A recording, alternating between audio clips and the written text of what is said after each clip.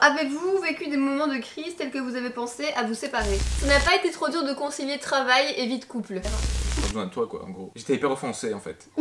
Comment gérez-vous les conflits entre vous? Combien dure une dispute en moyenne? Depuis le début qu'on s'est mis ensemble, je t'ai dit qu'il y a un truc que je voulais pas qui arrive dans notre couple. Qui s'occupe de quelle tâche ménagère? Bonjour à tous, on se retrouve en compagnie d'Enzo. Bonjour à tous. Pour une fois en question, ça faisait plusieurs semaines. Vas-y, mets-toi de la crème sur les mains. Oui, j'ai les mains sèches. Ça faisait plusieurs semaines que j'avais des questions en MP sur nous, bon, des trucs basiques, on en a déjà fait, tu te rappelles? Il y a plein de temps pour des questions. Oui. Et je me suis dit que ce serait bien de refaire ça, et du coup, vous avez beaucoup de questions. Et ils t'ont posé les questions où? Sur Instagram en question. Tu vois, ça c'est une information que tout le monde veut avoir. Donc venez sur Instagram nous rejoindre sur le compte d'Enzo et sur le mien si vous ne nous suivez pas. Première question, quelle sortie ou activité aimez-vous faire en couple? J'aime bien faire du karting avec toi. Ouais, mais on est toujours en bande quoi. Oui, quand on fait mais du le karting. fille quand elle fait du karting, on dirait qu'elle veut. On dirait que sa vie en dépend. On dirait que quelqu'un lui a dit si tu t'arrêtes ou si t'es dernière, tu meurs. Et moi je la vois avec son petit corps et son gros casque.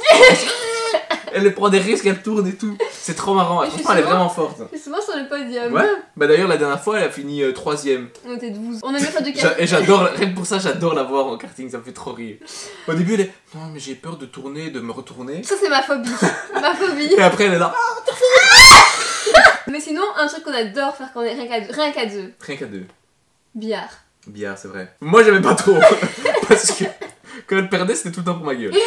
Mais et avant on allait tous les soirs quand on cotait. À fond. Bon pour les Français cote c'est genre les studios d'étudiants. Bon, être tous les deux youtubeurs et travailler ensemble chez vous, est-ce que ça vous pose parfois des problèmes dans votre couple? Je donne ma vision des choses et toi, tu donnes la tienne. Vas-y. Je trouve qu'être en couple et travailler, que ce soit être youtubeur et travailler ensemble de chez soi ou travailler dans une société, dans la même boîte avec sa femme ou son mari, mais je vois pas où est le problème en fait. En fait, il peut y avoir des problèmes si on est ensemble, dans la même boîte, et il peut y avoir d'autres problèmes si on est Dans deux jobs séparés. Exactement. Moi je pense qu'il fait notre force c'est justement qu'on puisse avoir le même métier. Si on n'avait pas le même métier, ça serait très compliqué je pense de combiner nos deux vies privées. Parce que c'est vrai qu'en tant que youtubeur, bah t'as pas vraiment de vie privée. Et tu travailles tout le temps, toute la semaine, t'as des déplacements qui te prennent des jours, des voyages qui te prennent des semaines entières. Et j'imagine faire ça toute seule. Et toi, t'as un job traditionnel de 1, je travaillerais tout le temps, toi tu travaillerais pas. Et de 2, je serais tout le temps partie. Question suivante. Ah bah non, vous êtes géniaux, cœur. Merci. Trop chou. Vous habitez ensemble depuis combien de temps? On va dire 4 ans. Et ça faisait, bah du coup, ça faisait 3 ans qu'on était ensemble, qu'on a emménagé. Passez-vous du temps en couple sans penser au boulot et faire un break total? On essaye, hein. On se dit quand on a fini, en soirée on parle plus de ça. Ouais. Mais dans les périodes chargées comme celle-ci, dans lesquelles il y a beaucoup de projets, beaucoup de choses en route, des idées de vidéos qui fulgurent dans tous les sens, on a du mal à se retenir d'en parler. Ouais. Et surtout, il faut qu'on en parle souvent entre nous le soir pour le lendemain être prêt à bosser dessus. Mais on arrive, ouais, on essaie de temps en temps de se dire bon maintenant on arrête de parler de YouTube parce que la plupart de nos conversations tournent autour de ça. Quand on était en Italie en vacances, Ouais, honnêtement, on n'en parlait presque pas. non. Comment faites-vous pour gérer les jalousies dans la vie à deux et surtout au début de la relation? Je trouve que c'est une bonne question et je pense qu'on gère mieux la jalousie à partir du moment où on fait confiance à la personne. Oui. Donc dans un début de relation c'est un peu compliqué je trouve d'avoir une confiance totale au début de Et relation. même une confiance. Après ça doit être la personne avec qui vous êtes qui va vous montrer que vous pouvez avoir confiance en elle. Oui, c'est ça. La confiance s'accorde de par les actes qu'on peut voir. Exact, et c'est à ce moment-là qu'on pourra gérer la jalousie et Ouais. presque plus en avoir parce qu'on a confiance en la personne avec qui on est. Exact. Ça n'a pas été trop dur de concilier travail et vie de couple. Donc engueulade au niveau du travail, etc. Parce que ça nous arrive de pas être d'accord sur des idées, on en discute quoi, on débat sur le pourquoi oui ou pourquoi non. Ce qui est compliqué quand on est en couple et qu'on travaille ensemble, c'est que quand on se dispute pour le travail, il est pas possible qu'on se dispute uniquement pour le travail et qu'après on arrive à switcher et dire « Hey, ça va, qu'est-ce qu'on mange ce soir ?» Ouais. Mais heureusement que quand même on a une vision du travail qui est relativement identique, sinon ce serait pas possible. Alors, avez-vous vécu des moments de crise tels que vous avez pensé à vous séparer? C'est une question qui est quand même de ouf aussi, mais non, jamais. Ça dérange pas Enzo de devoir te suivre partout? Et je la suis pas partout. C'est vrai qu'on m'a souvent posé cette question-là sur Quand les on te réseaux. voit sur les shootings et tout, si on te le demande. Genre pourquoi tu la suis et pour qu'est-ce que tu fous en fait. Plutôt ça. Je la suis pas parce qu'elle me dit viens, ça me fait plaisir que tu sois là. Je la suis parce que j'ai un intérêt d'être là. Je veux dire un intérêt, j'ai une utilité. Déjà j'ai envie d'être là et en plus je suis utile. Je fais des trucs, bon, je vais pas rentrer dans les détails, mais j'ai des trucs à faire. Même les marques quand on est en shooting, des fois t'es là et les marques te disent ça va toi, tu t'ennuies pas trop sur des shootings comme ça. Et je l'ai déjà dit quand j'ai fait la vidéo Beauty Match, Enzo vient avec moi quand j'ai des shootings parce que c'est lui qui va un peu gérer ce que je vois pas. Donc par exemple quand on a des shootings, peu importe lesquels, ou des tournages, peu importe lesquels, il va regarder par exemple le plan, il va peut-être me dire ah tu vois pas, t'as une mèche, ça va pas. Il va coordonner par exemple mes stories avec le moment, si moi je sais pas les tourner. Si par exemple on a des emails pendant les shootings que moi je peux pas consulter à ce moment-là, ou des urgences, t'es là pour les traiter, tu me dis et puis tu réponds. Et s'il avait des shootings et des tournages, on ferait pareil, enfin j'irais et je serais là pour continuer à faire toutes ces petites choses. Tu viens parfois à mes événements. C'est vrai, je suis venue au dernier événement que tu as réalisé. Alors, question suivante. Le secret pour garder cette complicité entre vous, PS, je vous adore. Merci. Non, la complicité, on l'a toujours eu dès le début. Mais je pense qu'il y a une autre question à ce sujet-là. Donc, on y reviendra après. Parce que je sais ce qui va arriver, donc vous allez comprendre après quoi. Je suis mal assis sur cette chaise. Je me doute. Tu veux un coussin derrière? J'ai mal au dos, ouais. Ah bah attends, je vais chercher. Ah. J'ai l'impression qu'il n'y a jamais de moment d'ennui ou de dispute dans votre couple. D'ennui non, mais de dispute oui. C'est normal que vous ayez ce sentiment, on va pas snapper on se dispute. Ouais. Donc c'est normal que vous voyez pas les disputes. Ouais, j'avoue, tous les couples que vous les voyez quand il n'y a pas de dispute. Comment gérez-vous les conflits entre vous? Combien dure une dispute en moyenne? Moi, depuis le début qu'on s'est mis ensemble, je t'ai dit qu'il y a un truc que je voulais pas qui arrive dans notre couple. Tu sais c'est quoi ou pas? Ouais. Quoi? C'est qu'on dorme fâché. Ouais, c'était un peu ma devise, je veux pas qu'on dorme fâché parce que je considère que ça, c'est l'étape qui fait que du coup tu peux ne pas te parler pendant plusieurs jours. Donc on peut s'engueuler, on peut se disputer, mais quitte à ce que ça passe par des discussions et de se forcer à communiquer, mais c'était un peu la règle d'or. Et peut-être en 7 ans, parce que bon, il y a une des questions, c'est depuis combien de temps vous êtes ensemble, du coup voilà, ça fait 7 ans. Ben je pense qu'en 7 ans, on a peut-être dormi 2 fois fâchés. Ouais, je suis pas sûr, je suis pas certain. Non. En tout cas, c'est déjà arrivé qu'on veille tard, exprès pour ne pas s'endormir fâché et que le problème soit réglé avant de s'endormir. Exact. Donc voilà, et donc moi la phrase la nuit porte conseil pour une dispute de couple, bon à part c'est un truc hyper grave genre, mais sinon pour les disputes du quotidien, réconciliez-vous avant de dormir. D'après vous, question tu connais la réponse, pour moi et pour toi aussi, d'après vous, est-ce qu'un couple peut surmonter une infidélité? 3, on dit la réponse au même moment. Ok 1, 2, 3. Non. Comment faites-vous quand vous n'êtes pas d'accord sur un point? On a un peu répondu, mais... Bon, on en discute. Voilà, on discute. Pas le choix. Comment t'as su, ça c'est une question qui m'est destinée. Ouais. Comment t'as su que c'était le bon? Ben j'ai su parce que je suis quelqu'un de très distante émotionnellement. Oh là là, Quoi? J'ai rien dit.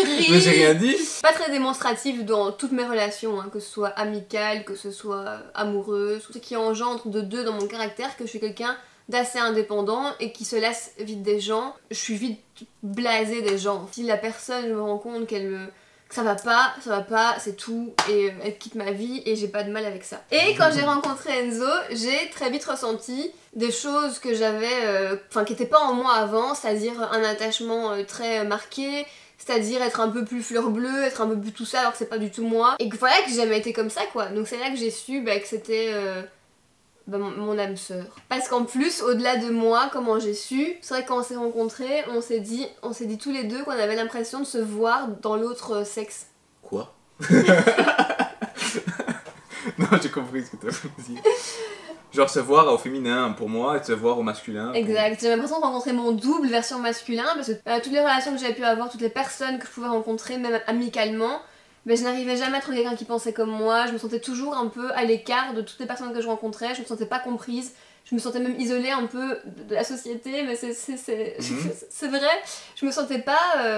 En fait j'avais vraiment l'impression à ce moment-là de ma vie que jamais j'allais pouvoir trouver quelqu'un qui me comprenne, ça me rendrait très triste et j'avais l'impression de toujours être en décalage et puis on s'est rencontrés. Moi aussi. Et quand on a commencé à parler de choses de la vie, de points de vue sur certaines choses, je me suis dit putain c'est pas possible. Et plein de fois on s'envoyait les mêmes choses par message, tu te souviens? Souvent c'est arrivé au même moment. Genre on s'envoie vous et on écrit la même chose. À fond. On parlait de certains sujets et tu m'exposais ta façon de penser et je disais putain mais moi aussi je pense ça, c'est ouf quoi. Ouais. Maintenant c'est moins flagrant parce qu'on a presque l'habitude de penser ça, mais au début c'était hyper choquant. Voilà c'est ça, au début c'était hyper choquant pour tous les deux. Et moi je me souviens au début quand on s'est rencontrés, j'étais je sais pas pourquoi mais j'étais très à l'aise avec toi dès le début, genre c'était le deuxième rendez-vous et je lui parlais vraiment de choses... Pourquoi tu ris? Non, ça me fait sourire de repenser à ça.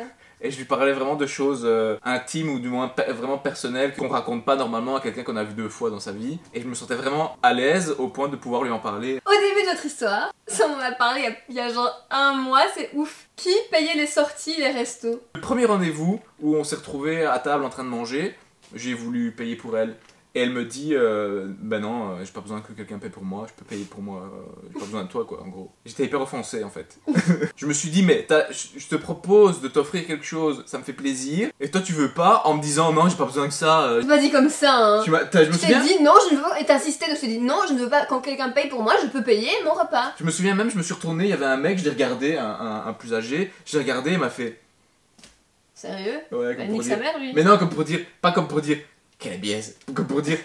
Qu'est-ce que tu veux? C'est comme ça. Ouais, c'est comme ça. J'ai jamais voulu qu'on me paye pour moi, encore moins dans les premiers jours où tu rencontres quelqu'un. C'est vraiment la meuf qui profite parce que elle a un statut de femme et qu'il faut inviter la femme. Donc non, je peux payer mes affaires. Je t'invite pas, tu m'invites pas, on se connaît pas encore, on n'est même pas encore en couple. C'est pas parce que tu m'invites à un repas ou à un dîner que je vais profiter de cette occasion pour que tu me payes le truc. Sous prétexte de la galanterie, bah non, je veux dire, y a pas de galanterie qui tienne, t'es pas mon mec. Donc je tenais à payer mes affaires, j'ai toujours payé mes affaires. Après quand tu te mets en couple, l'autre te dit bah ça me fait plaisir de te payer ça, donc je t'offre ça, tu dis ok, puis toi tu lui offres un truc et inversement. Mais quand t'es pas avec quelqu'un et que c'est les premiers rendez-vous, je suis désolée, non. C'est pas du tout comme ça que je suis. Et aujourd'hui, qui le fait? Un peu comme ça, un peu des deux. Un peu les deux. Qui s'occupe de quelle tâche ménagère? Au début, on s'est dit, qu'est-ce que t'aimes bien faire? Ah ben moi j'aime pas faire ça, ben fais-les, moi je fais les trucs que j'aime bien. Bah genre typiquement Enzo il adore passer l'aspi, il adore... T'aimes bien faire quoi? J'adore. Non. Chaque fois que je passe l'aspirateur, je suis comme un ouf. Je préfère vider le lave-vaisselle, je préfère le remplir, donc... Ouais. De toute façon, hors de question qu'on soit dans une relation où c'est un qui fait tout et l'autre qui fait rien. J'ai pas été éduqué comme C'est ça, donc ça me vient même pas à l'esprit de me dire... Vas-y, tu peux me repasser des trucs, je repasse moi. Ouais, c'est ce que j'allais dire. Enzo a été éduqué à faire des tâches ménagères chez lui quand il était plus jeune, et heureusement, parce que j'aurais pas supporté d'être avec quelqu'un qui s'attend à ce que je fasse tout. Encore une fois, sous prétexte que c'est la femme qui fait les tâches ménagères. Hein. Ouais, c'était ça quand les femmes travaillaient pas, qu'elles étaient à la maison et que du coup elles avaient le temps de le faire. Maintenant tout le monde travaille, la meuf elle rentre du boulot à la même heure que toi, donc pourquoi c'est elle qui doit encore passer 3 heures à nettoyer, à faire à manger? Tu bouges ton cul, tu fais avec. Ouais, il y en a, ils disent, bah j'ai pas été habitué comme ça, je sais pas le faire. Bah t'apprends. Oui, parce que mettre une machine à laver, c'est hyper compliqué. Ouais, c'est ça quoi. Vivons heureux, vivons cachés, vrai. Bah ouais. Vrai de ouf. Ouais. En fait, au moins, tu donnes l'opportunité aux gens de juger ta vie privée, au mieux tu te portes. Et nous, nous, vous avez un peu une fenêtre sur notre vie privée quand même, mais jamais on pourra, je pense, avec notre caractère, ouvrir une chaîne de vlog dans laquelle on filme notre quotidien parce qu'on a besoin des jugements de personnes pour vivre heureux. Et quand t'as une chaîne de vlog, malheureusement, tu t'ouvres au jugement. Voilà, tu t'ouvres au jugement des gens parce que tu filmes ton quotidien, qui va dire ah tu mets trop de sel, qui va dire ah tu passes l'esprit comme ça toi, ah c'est bon laisse tomber, non je peux pas. Je sais pas comment ils font ceux qui ont une chaîne de vlog en couple. Ça me rendrait ouf. Vos soirées, c'est plus Netflix and chill ou resto, ciné, etc. Actuellement, depuis 2-3 ans, c'est plus Netflix and chill. Alors que comme on l'a dit au début de notre relation, on n'était pas encore sur YouTube. On allait énormément au restaurant, on allait tout le temps au cinéma, on allait tout le temps boire un verre, on était tout le temps en sortie. Et du coup, le fait d'être sur YouTube a transformé un peu cet aspect de notre vie privée. Parce que, encore une fois, ça ne change pas la joie qu'on a quand on vous rencontre. Non. Mais il y a des moments de couple où t'as envie d'être le couple et de pas être le Enzo. On a vachement réduit nos sorties et voilà, c'est Netflix and chill. Bah on n'est pas en train de s'en plaindre. Non, c'est ce que j'allais dire. On explique juste pourquoi c'est plus privé Netflix and chill. C'est ce que j'allais dire et j'aime bien, honnêtement. Après, des fois c'est vrai on a envie de faire un resto, même nos amis nous disent bon on fait quoi, on vient chez vous, vous venez à la maison. On boit un verre avec une de mes potes. Bah, je sais bien que ça la saoule quand on parle de choses sérieuses et qu'on vient nous interrompre. Moi ça me saoule pas, mais pour eux je sais que c'est parfois pesant. Après c'est partie de notre vie et nous on le sait et on peut pas imposer ça à notre Exact. Et c'est aussi pour ça qu'on respecte et qu'on les snappe pas et qu'on les filme pas, qu'on les fait pas venir dans nos vidéos parce que bah, ils veulent leur tranquillité. Et même si eux ça les dérange pas, c'est un truc que moi j'ai envie de garder privé, hors des réseaux, hors de... Quand je vois mes amis, ma famille, enfin nos potes, nos familles, on a vraiment envie de déconnecter, d'être dans notre cocon. Pour la déco de votre maison, étiez-vous d'accord ou pas? Non. Non? Si on était d'accord mais pas... Moi j'ai une vision de la déco différente de la tienne. Ouais. Moi c'est plus genre industriel, béton, tout ça. Ah ouais. Toi un peu moins. Mais dans l'ensemble, dans ce qu'on a fait dans cette maison-ci, on se retrouve facilement. Voilà, on espère que cette longue foire aux questions vous a plu. J'ai essayé de prendre des questions qui changeaient de ce qu'on avait déjà fait. On a essayé de se livrer à vous un petit peu plus. En tout cas, mille merci pour toutes vos questions. Merci d'avoir participé à cette foire aux questions. Nous on se retrouve sur mes réseaux et très vite dans une prochaine vidéo. D'ici là, portez-vous bien. Ciao tout le monde.